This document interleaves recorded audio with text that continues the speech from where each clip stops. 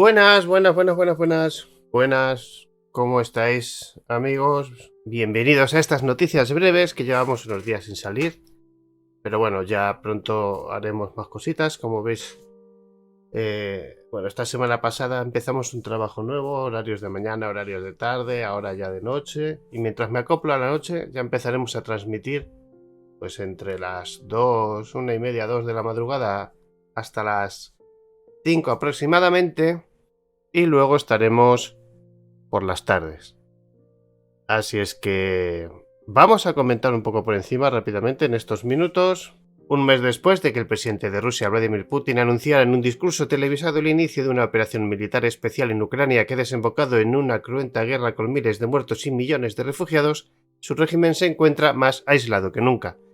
Rusia es hoy un país absolutamente desconectado de la legalidad internacional que se desenvuelve al margen de los principales tratados de protección de los derechos humanos y que tiene que afrontar al menos 2 procedimientos judiciales que podrían llevar a sus jerarcas al banquillo de los acusados para responder por crímenes contra la humanidad. Pues qué os voy a decir, que ya, Putin se descojona de la risa con esto y que de momento, ahí sigue la cuestión que hablábamos al principio de la guerra de desgaste, ¿no?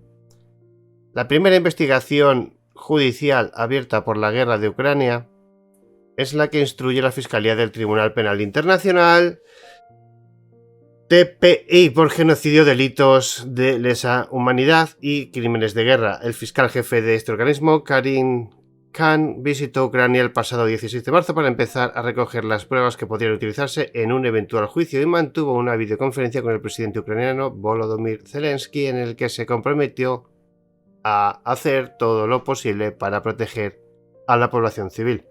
Bueno, a mí me gustaría saber cómo piensan hacer eso. De forma paralela a este procedimiento, la Corte Internacional de Justicia, Tribunal de la Organización de Naciones Unidas, ONU, que dirime disputas entre Estados miembros, abrió un segundo procedimiento por genocidio contra Rusia a instancia de las autoridades ucranianas. Las sillas vacías de la delegación rusa durante la vista que se celebró el pasado 7 de marzo es la imagen que mejor resume la desconexión de la legalidad internacional a la que se ha lanzado el régimen de Putin desde que ejecutó el inicio de la invasión. 9 días después del plantón ruso al Tribunal de la ONU, el Pleno de la Corte ordenó a la Federación Rusa que detuviera inmediatamente las operaciones militares que está llevando a cabo en Ucrania y advirtió de que ninguna unidad militar, grupo armado, organización o persona bajo su control podía llevar a cabo actos de agresión en Ucrania. La medida cautelar, sin embargo, no fue aprobada por unanimidad, ya que cosechó 2 votos en contra, el del vicepresidente del tribunal Kirill Gevorgian, de nacionalidad rusa, y el de la magistrada china Xue Hanqin. Evidentemente, esto es normal. Cuidado con esto. Guerra Ucrania-Rusia. Estados Unidos acusa a Moscú de llevarse ilegalmente a Rusia a más de 2.000 niños. El presidente de Ucrania se abrió por primera vez a hablar de territorios ocupados en una posible reunión con su homólogo ruso, mientras que Moscú dice admitir la soberanía del pueblo ucraniano ante un posible referéndum. Putin se quiere cargar del puesto a Zelensky, eso está claro. La jornada 27 desde el inicio de la invasión de Rusia a Ucrania ha comenzado con el presidente de Ucrania, Volodymyr Zelensky, señalando que no será posible el fin de la guerra sin una reunión en cualquier formato con Vladimir Putin, y que se ha abierto por primera vez a hablar de territorios ocupados. Creo que en este momento, sin una reunión con el presidente de la Federación Rusa en cualquier formato, y lo he estado repitiendo y proponiendo durante varios años, sin esta reunión no se puede entender realmente lo que están dispuestos a hacer para detener la guerra. A media hora de un nuevo toque de queda, calles vacías en Kiev, ¿no? Todo por esta explosión que sacudía un barrio entero y los cimientos de un centro comercial, un objetivo militar para Rusia, como este mercado de Kharkov. Es la huella de los bombardeos del Kremlin, ciudades completamente destruidas, casas al desnudo, como la de Alexei, irreconocible después de que un proyectil cayera muy cerca. Sujeta en brazos a su hijo pequeño con la cara llena de sangre, mientras su mujer detiene como puede una hemorragia. Desde el mar, las tropas rusas han lanzado varios misiles a bloques de viviendas de las afueras de Odessa, una señal de que será su siguiente objetivo. Eso sí, se encontrarán resistencia.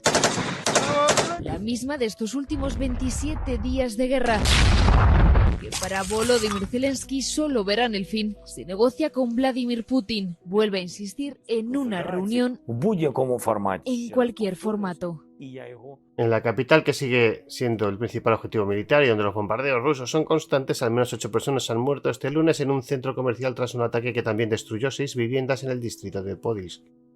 En Mariupol, que lleva más de 2 semanas asediada, Rusia intentó obligar al ejército ucraniano a rendirse con un ultimátum. No obstante, las tropas del país siguen repeliendo los intentos de ocupar el sur de la ciudad, y este lunes la viceprimera ministra de Ucrania ha explicado que los residentes de la ciudad costera podrían salir en corredores humanitarios diarios hasta la vecina Zaporizhia. Principales acciones recientes que está llevando a cabo el ejército ruso: Kherson, Odessa, Mykolaiv, Mariupol. Ya veis que, la zona del Donetsk es rusa, total. Kharkov, Sumy, Chernihiv. Vale. Y aquí, Kiev.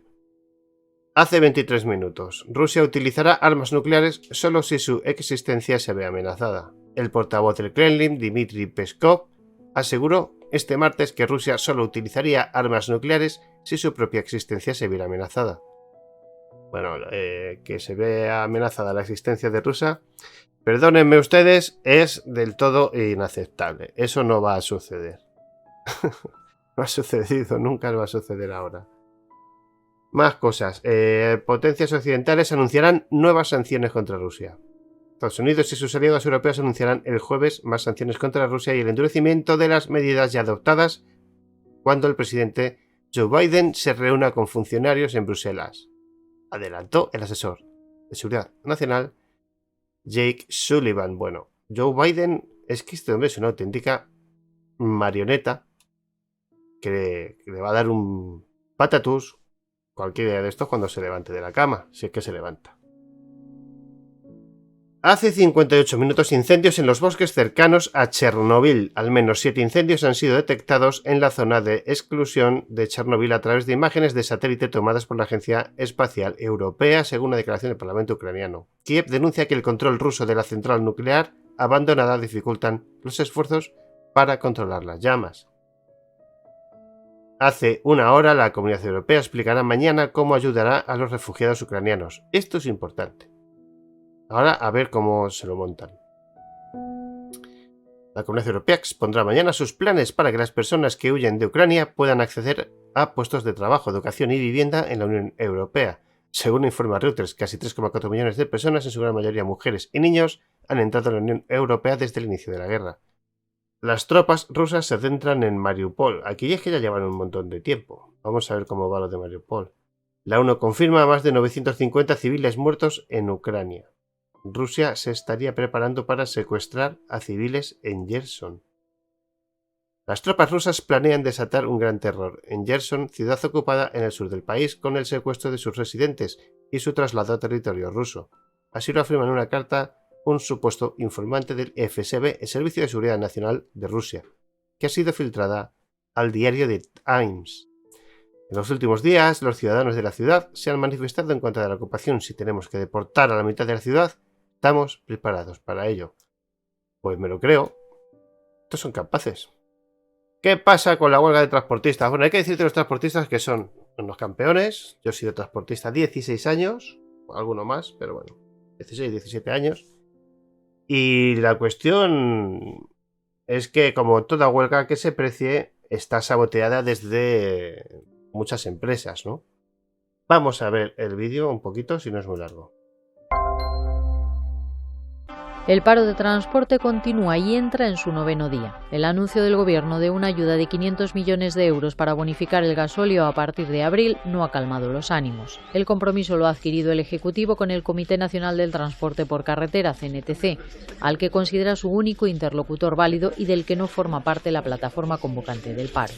La cuantía específica se concretará tras la reunión del Consejo Europeo de los próximos 24 y 25 de marzo. Esta falta de concreción ha llevado a las federaciones nacionales FENADISMER, FETRANSA y FEINTRA a sumarse al paro de los pequeños transportistas, pues considera que es insuficiente en la actual situación. Por su parte, el Gobierno ha explicado que una parte de esos 500 millones se extraerá directamente de los presupuestos generales del Estado y otra de las petroleras, siguiendo un modelo similar al de Francia. La ministra de Transportes, Movilidad y Agenda Urbana, Raquel Sánchez, considera que ya no hay motivos para mantener el paro. Ha sido una medida que entendemos que es eficiente, que es eficaz y que va a tener pues un impacto directo en este sector. El acuerdo incluye otras medidas, como la devolución mensual del gasóleo profesional, en lugar de trimestral, como está actualmente. Que les den por culo. La plataforma del transporte de mercancías por carretera denuncia que estos acuerdos se han tomado con el CNTC, que no les representa y que además no suponen una solución aceptable para el sector de base. Bueno, si tú tienes que ir al trabajo en coche, pues que te jodan. A eso yo creo que al final tenemos que apoyar todos a los transportistas. Yo es que con el tema de las huelgas de transportistas estoy muy desengañado porque me he encontrado cada estafa por parte de las empresas. Las empresas normalmente, cuando tú tienes, no sé, es una empresa de transportes al uso, imaginaos, ¿no? Por la mañana éramos a lo mejor, no sé, 80, 90, 100 furgonetas allí cargando todo lo que los camiones han traído por la noche de otras provincias. Y resulta que dentro de esos, vamos a poner 100 furgoneteros, pues propietarios de rutas, de estos que gestionan rutas de manera tranqui, porque evidentemente muchos no se han sacado ni la documentación necesaria, ni son empresa para gestionar ningún tipo de ruta más allá de la suya, son autónomos, pero como lo llevan años, pues tienen a lo mejor unos 6 rutas, otros 8, otros 10, otros 15, otros 20, otros 3... y se llevan un dinerito de cada ruta. Bueno, pues estos señores, yo recuerdo una de las huelgas de transporte con la Policía Nacional en la calle, y nos reunimos todos en el centro de la nave para ver qué sucedía. ¿Que salimos a repartir? ¿No salimos a repartir? Y dentro de ese mogollón de gente, pues levantaron la mano de que sí salimos a repartir los cabecillas y trabajadores de estas empresas o de estos grupos que llevan más rutas, ¿no? Que manejan más rutas. Entonces, claro, si el que te paga te dice que salgas porque ya lo ha negociado con la empresa por otro lado, pues tienes que salir. Y así pasa, ¿no? Uno negocia sus precios, le llaman a uno, para oye, ven aquí fulanito, venga a ti tal, te lo deja tal, a otro se lo dejan al cual. Y al final los vacilan a todos. Y esa es la cuestión, ¿no? Que no hay unidad. Y para cuando haya unidad, pues a lo mejor es tarde, ¿no? Entonces, bueno, esto de que sea el gasoil profesional, a mí no me vale. A mí no me vale. Yo no puedo estar pagando la gasolina ni el gasoil a los precios a los que están. Y no me vale pagar el gas al precio que está ni pagar la luz al precio que está. Así que, señores del gobierno, está muy bien ayudar a los transportistas, pero ¿qué pasa con los demás? Quiero decir, no sé, uno tiene que ir al trabajo en coche, gana 1.200 euros, 1.300, vamos a poner 1.500, pero vamos, tiene que pagar la hipoteca, probablemente tenga que pagar el coche, los precios desorbitados de la luz, del gas, los precios desorbitados de algunos artículos de primera necesidad. Claro, no llega. Para que encima tenga que pagar el sobreprecio de los combustibles. Así que hay que apoyar todos al transporte. Yo como transportista nunca me he sentido apoyado. Y he vivido 3 huelgas, creo recordar. Y no sé qué va a pasar con esta. Creo que es una más.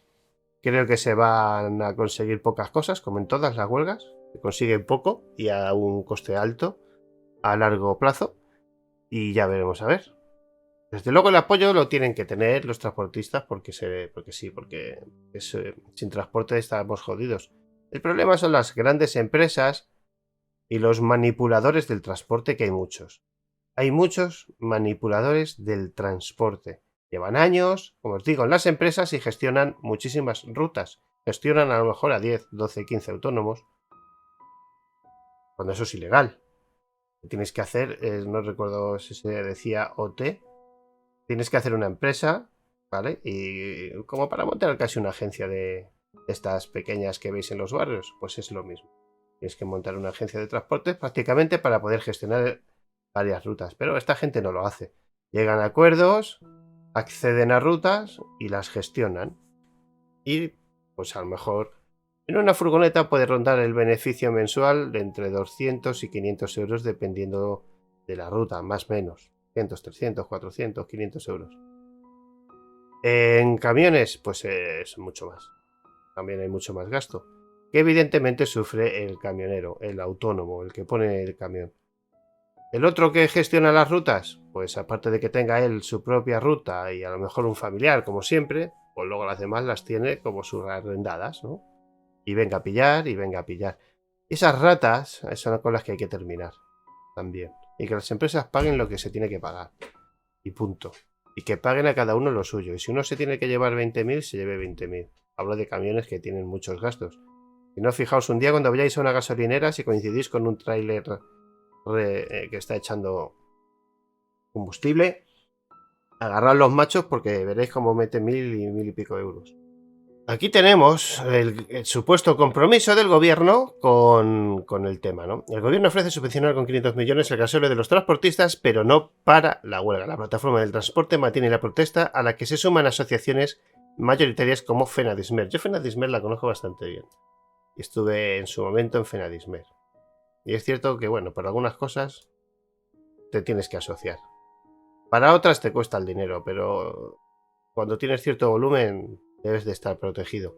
El gobierno se ha comprometido a subvencionar el precio del gasóleo para los transportistas con unas ayudas directas de 500 millones de euros. La rebaja por cada litro de combustible que reposten en las gasolineras se concretará en el Consejo de Ministros